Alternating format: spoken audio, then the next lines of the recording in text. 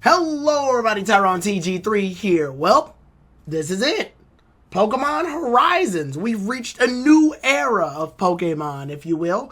And Pokemon now effectively is having a new character. And here we are, and I'm here reviewing it.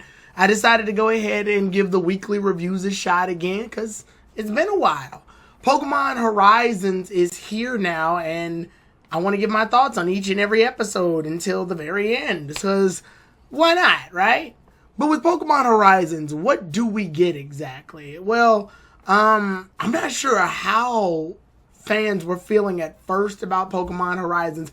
It's a very mixed bag. With Pokemon Horizons, we had a lot of people who were upset that Ash was no longer going to be traveling across the world, at least what we can see. And Liko was being the new main character, or is it Liko? Is it Liko? I'm going to go with Liko. Liko is the main character now. Ash no longer has the spotlight, nor him nor Pikachu. Liko's journey, this is all about her. This is about her experiences. This is about how she is experiencing life and her trials and tribulations through the world of Pokemon. And honestly, I welcomed it with open arms. The moment I found out that we were getting a new main character, I was grinning from cheek to cheek. Speaking of which, I had watched this over like 2 times. Once with the reaction with the Discord chat on my stream, which you can watch on my channel. And then the next time I watched it was just to, make sure I can do an accurate review. Now, I'm probably going to do this for the first 2 episodes, or if it's an episode I really like. But I noticed the pacing of some of these episodes. I'm going to probably need to watch some episodes more than once just to get a very accurate description of what's going on. I had watched the first episode, and then the next episode took a while in order to get dubbed, so I had to pretty much pace myself for how I was going to do that. And this is the direction that I'm going to take pretty much all reviews now, because it's far too risky in order to put up pictures, as you've known from the last time in the X and Y days. But here I am again, going back into the good old world of the anti-poke community, and reviewing episode by episode and reviewing the current series that exists. So, without further ado, let's get started. The first episode of Pokemon Horizons is titled The Pendant of Beginning, Part 1. And in this episode, we are introduced to Liko. And Liko's introduced, and Liko from the gate is very different from Ash, which is something I really like. One of the things I always appreciate about Pokemon is that anybody's story can be its own journey. Even in the video games, like the video games all act and play the same, even between different types of games you pick, red and blue, red and green, yellow, whatever. They're that way so that each time you start up a new game, you're starting up a new journey, essentially, a new experience. And that experience is shared through everybody. There's so many different Pokemon, which means the team that you approach the first gym leader with can be completely different than the team somebody else approached it with. Somebody can complete the game with maybe all electric type Pokemon, or maybe all water type Pokemon, or something crazy like that. The point is that your story is a story that you can record and be seen throughout your journey.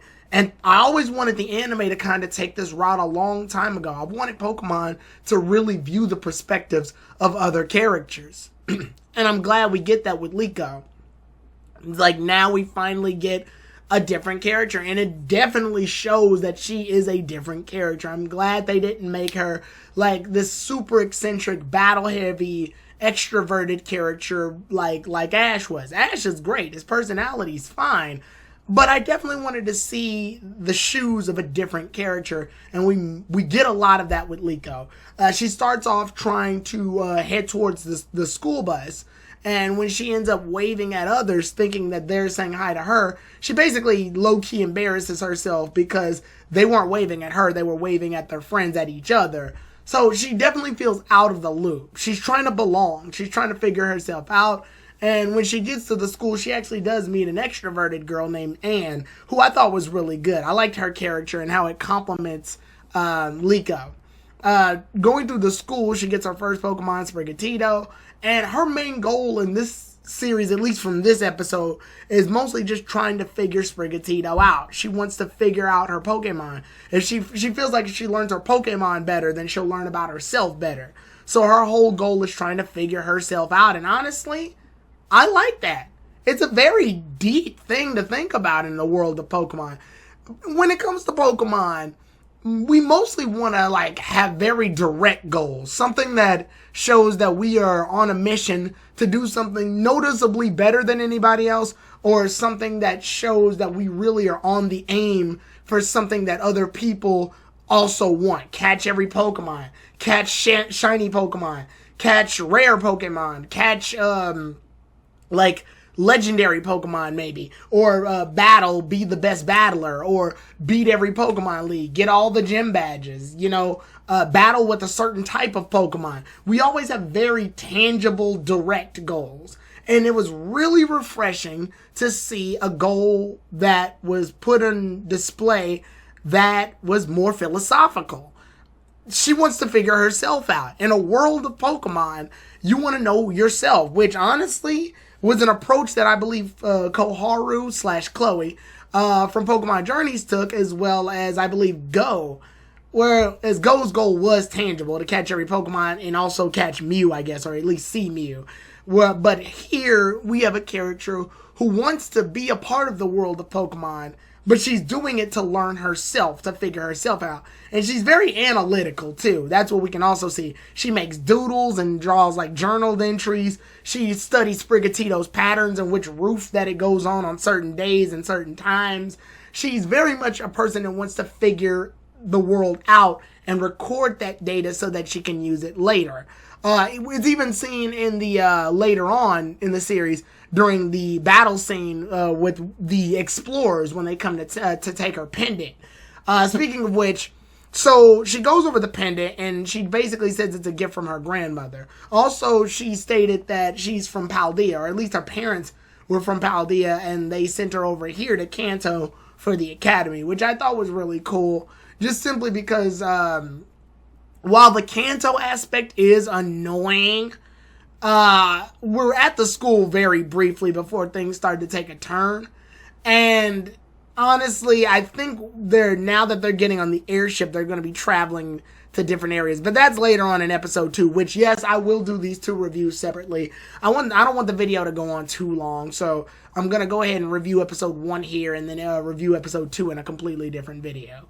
So, but going back to episode 1, I really liked it. I like the interaction. I like how movable most of the Pokemon are. The Pokemon are very animated in this series by themselves, which we only really saw a lot in like some of X and Y and mostly in Sun and Moon. I'll give Sun and Moon definitely that. In Sun and Moon, we got a lot of movement between the Pokemon and how they operate. So, yeah, a lot of that is seen in this series too, and I do like that.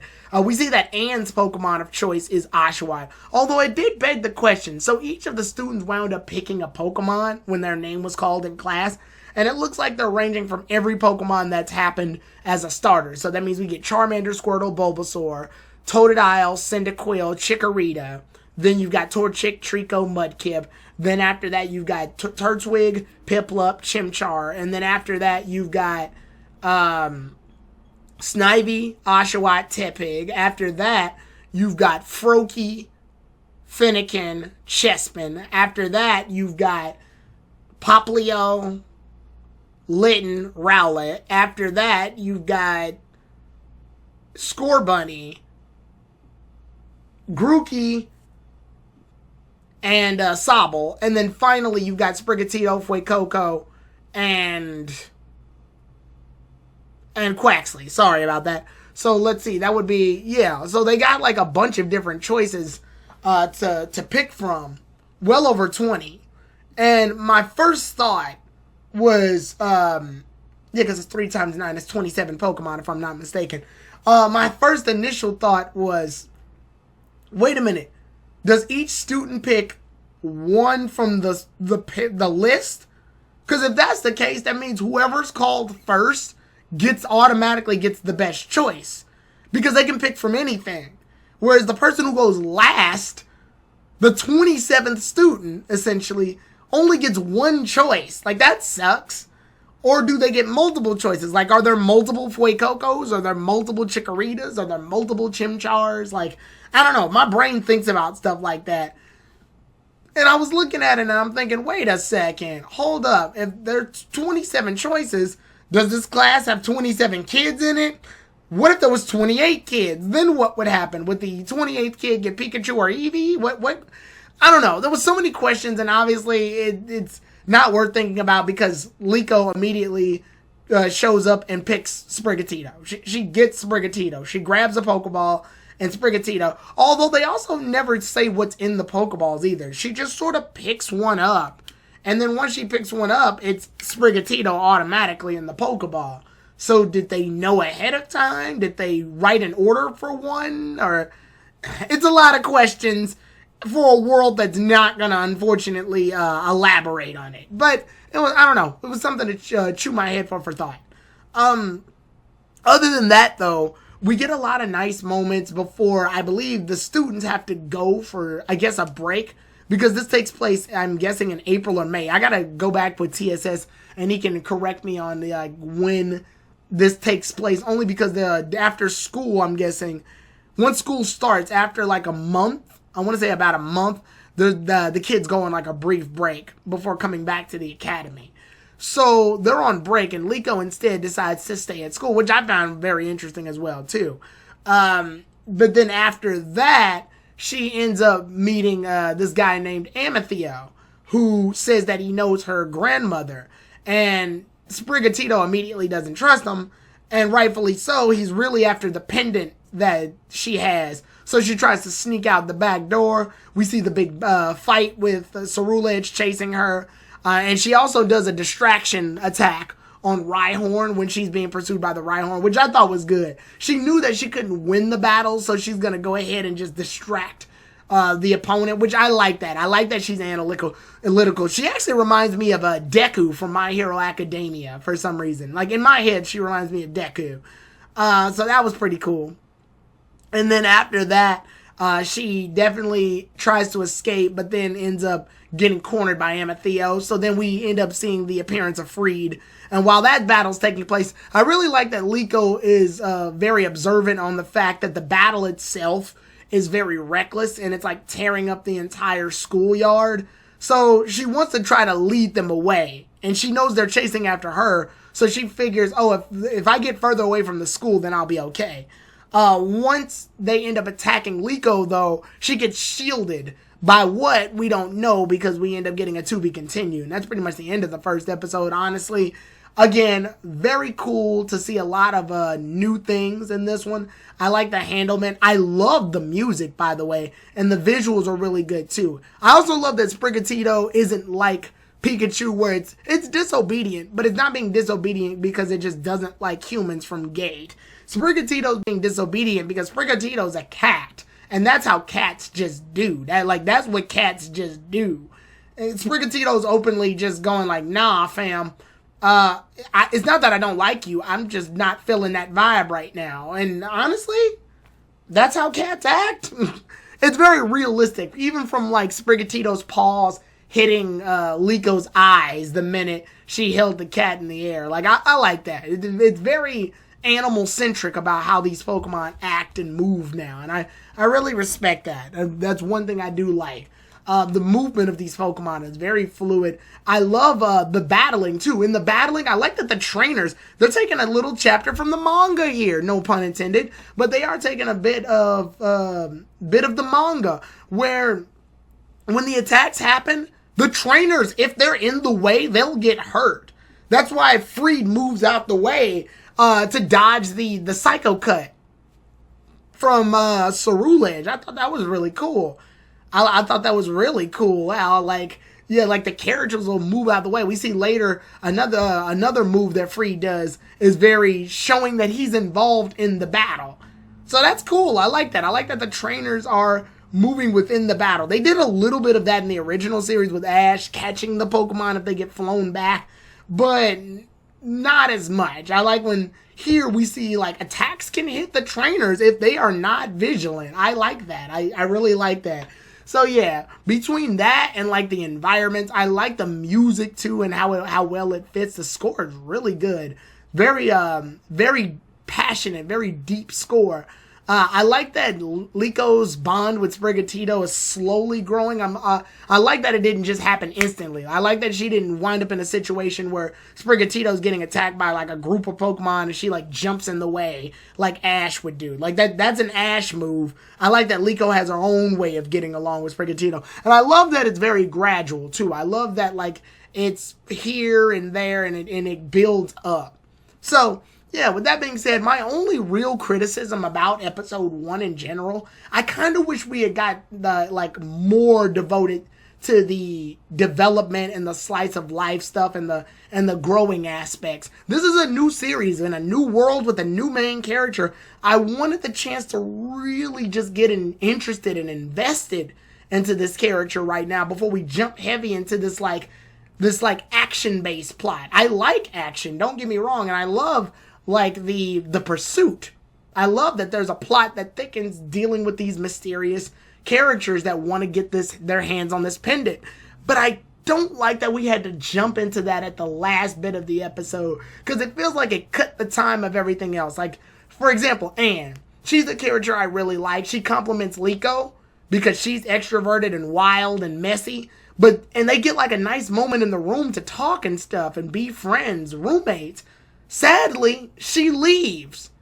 And based on the direction that this series is going, I don't think we're going to see her again. So that makes me upset because it's like, wow, we just got this great character that complements Liko and we're immediately dashing past it. Now, according to the title, we'll also get a new character that's by her side, Roy. But by this point, I kind of don't care just because Liko and Anne's whole dynamic seemed to work very fine. I kind of wish she had just like hopped on to this adventure with Liko instead of Roy. When Roy shows up, I'm not sure how I'm going to feel. It's all really going to be based on his introduction, which is all we got to hope on. But yeah, we speed through a lot very quickly. Like, she's at the school, she's learning with Sprigatito. So the episode had enough time to do a lot of stuff. But unfortunately, it also didn't have enough time to really let us like breathe a little bit. I'm like, this is a new world. This is a new series. Let us breathe with this character for a little bit before we go hopping and rushing to the next thing. Because it's like, now we're at this whole action plot with the pursuit of the pendant, which I feel like would have been great for the second episode. I don't think we needed it in the first.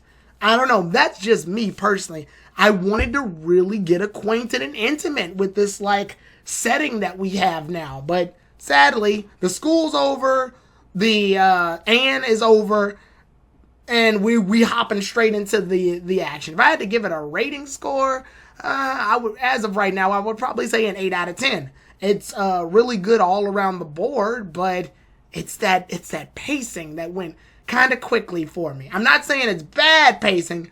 I just wish we got a little, it's a new series. We can relax. It's not Ash anymore. We can chill out. We can breathe. I don't know. I feel like it would have been fine if we had just had a peaceful episode at first and then we hop into that action in the second episode. I don't mind her being pursued. I don't even mind that the plot thickens. I just wish we had a minute to breathe on it. But with that being said, 8 out of 10. Pretty decent first episode. Really great first episode, actually. And honestly, can't wait to see the direction that this series is going further out. So, the next time we meet, we're going to talk about episode 2. Episode 2 is titled The Pendant of Beginning, Part 2. So, with that being said, yeah, really excited for the future of this series. Really happy to see that it's starting off on a really good foot. And with that being said, I'll see you all then, everybody. Tyrone TG3